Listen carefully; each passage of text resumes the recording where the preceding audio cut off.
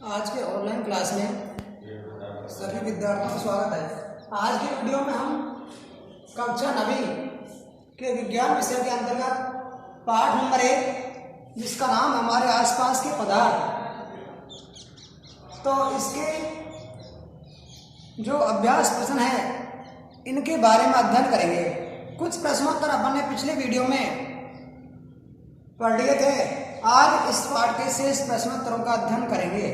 तो देखिए, प्रश्न नंबर 8 आता है। 7 तक के प्रश्न अपन ने कर लिए।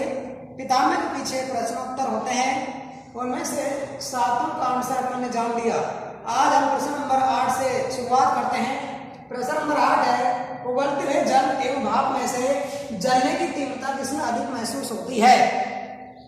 तो हमने पढ़ता है, एक तो उबलता हुआ जल है और एक भाप। हम जानते हैं दोनों का जो क्वथनांक होता है वो समान होता है, परंतु भाप जो होती है उसमें क्या होता है, ये ऊष्मा ग्रहण करके इसकी गतिज ऊर्जा अधिक हो जाती है और गतिज ऊर्जा अधिक होने के कारण ये अतिरिक्त ऊष्मा को अवशोषित कर लेते हैं। इस कारण इनकी गुप्त ऊष्मा भी अधिक होती है। इस कारण इसके जलने की तीव्रता अधिक महसूस होती है। दोबारा समझेंगे कि जलने की तीव्रता भाप में अधिक महसूस होती है, क्योंकि एक तो हमारा उबलता हुआ जल है और एक हमारा भाप है। इन दोनों में जो भाप जो होती है उसकी गतिज कणों की जो गतिज ऊर्जा है वो अधिक होती है।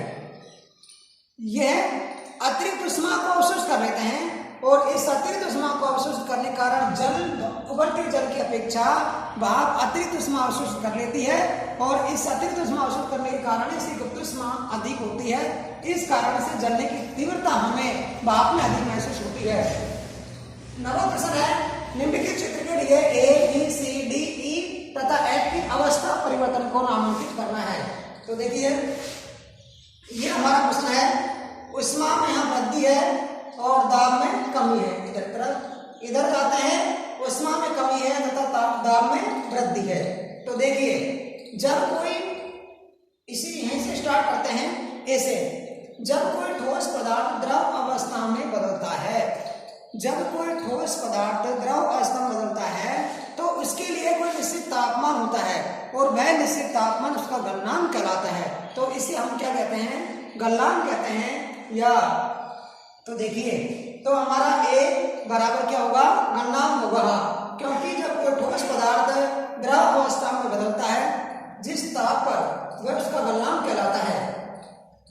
यहाँ पर भी है, जब कोई द्रव पदार्थ गैस में बदलता है, जब कोई द्रव पदार्थ होता है और वह द्रव पदार्थ जिस निश्चित तापमान पर गैसीय पदार्थ में बदलता है तो उसे हम क्वथनांक कहते हैं। तो बी है यहाँ पर क्वथनांक है, या इसको हम वाष्पीकरण भी कह सकते हैं। क्वथनांक, जब कोई द्रव पदार्थ हमारा गैसीय पदार्थ में बदलता है तो उसे हम वाष्पीकरण भी कह सकते हैं। तो यहाँ बी की जगह हमें वाष्पीकरण भी लिख सकते हैं, अर्थात ये हमारा वाष्पीकरण है। सी बराबर यहाँ, अब सी में देखो तीखा चिन्ह हमारा गैसीय और द्रव की तरफ है।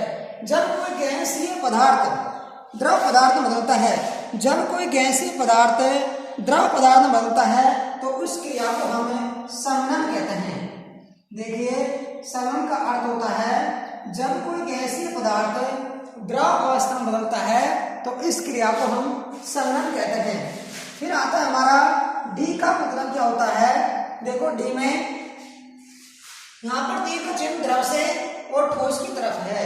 तो जब कोई द्रव पदार्थ ठोस पदार्थ में बदलता है, जब कोई द्रव पदार्थ ठोस पदार्थ में बदलता है तो उस क्रिया को हम जमना कहते हैं। जब कोई ठोस पदार्थ द्रव पदार्थ में बदलता है तो उस क्रिया को हम जमना कहते हैं। अब यहाँ पर आता है ई का अर्थ क्या है? जब कोई ठोस पदार्थ सीधा गैसीय पदार्थ में बदल जाता है। देखो, यहाँ पर ठोस से और गैस की तरफ ई का चिन्ह है, तो यहाँ देखेंगे, अर्थात यहाँ ठोस से कोई पदार्थ है, ठोसी पदार्थ है और गैसीय पदार्थ में बदल रहा है। जब कोई ठोस पदार्थ गैसीय पदार्थ में बदलता है, इसकी जो बीच की अवस्था है वो द्रव अवस्था होती है पहले ठोस अवस्था, ठोस के बाद द्रव, द्रव के बाद गैस होती है। परंतु यहाँ पर यह पदार्थ सीधा गैसीय अवस्था में परिवर्तन हो रहा है, द्रव पदार्थ में परिवर्तन नहीं हो रहा है। तो इस क्रिया को हम ऊर्ध्वपातन कहते हैं। तो देखिए ऊर्ध्वपातन किसे कहते हैं? जब कोई ठोस पदार्थ द्रव अवस्था में बदले बिना ही, जब कोई ठोस पदार्थ द्रव अवस्था में बदले बिना ही गैसीय अवस्था में बदल जाता है, तो इस क्रिया को हम ऊर्ध्वपातन कहते हैं। अब देखिए यहाँ पर इसके बाद आता है एफ का अर्थ क्या है। यहाँ पर देखो गैसीय पदार्थ है और ये यहाँ पर ठोस पदार्थ की तरफ तीर का चिन्ह है, अर्थात यहाँ पर गैसीय जो पदार्थ है वो सीधा ठोस में बदल रहा है।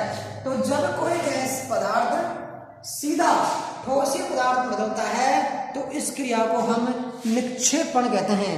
इस क्रिया को हम निक्षेपण कहते हैं। तो देखिए निक्षेपण हमारा ऊर्ध्वपातन होता है, उसका विपरीत हो गया एक तरीके से कि जब कोई गैसीय पदार्थ सीधा द्रव अवस्था में बदले बिना ही सीधा ठोस अवस्था में बदल जाता है तो इस क्रिया को हम निक्षेपण कहते हैं।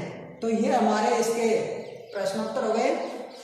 अब कुछ शेष कुछ इसी के अतिरिक्त जो प्रश्न हैं उनके बारे में देखिए।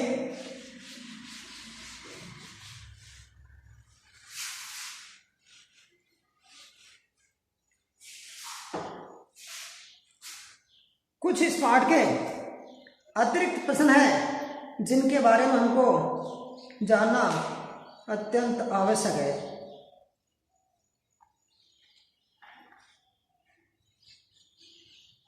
देखिए निम्नलिखित में से कौन से पदार्थ हैं? अतिरिक्त प्रश्न आता है निम्नलिखित में से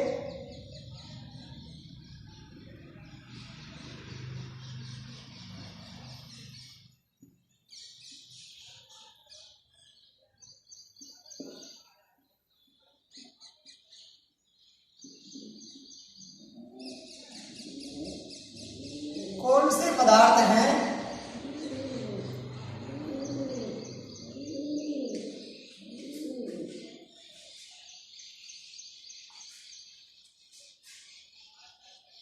इसमें दे रखा है कुर्सी,